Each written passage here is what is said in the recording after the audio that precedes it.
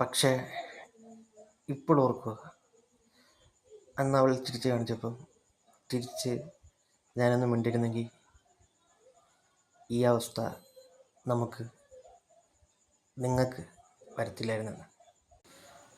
അങ്ങനെ അവളെ കാണാൻ വേണ്ടി എന്നും ഞാൻ അഞ്ചായിയുടെ വരാന്തയിൽ പോയി നിൽക്കും, അവൾ കാണാതെ. അപ്പോഴും നിങ്ങളോട് ഫ്രണ്ട്ഷിപ്പ് വെച്ച് ഈ സിനിമയിലൊക്കെ കാണുന്ന പോലെ നിങ്ങളെക്കൊണ്ട് എനിക്കവളെ ഇഷ്ടമാണെന്ന് പറയിപ്പിക്കണമെന്നുണ്ടായിരുന്നു. പക്ഷേ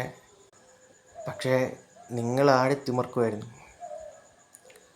പാട്ടുപാടിയും സ്പോർട്സിനും എല്ലാത്തിനും. പക്ഷെ ഞാൻ മാത്രം ഒറ്റയ്ക്ക് അവളെ ഓർത്ത്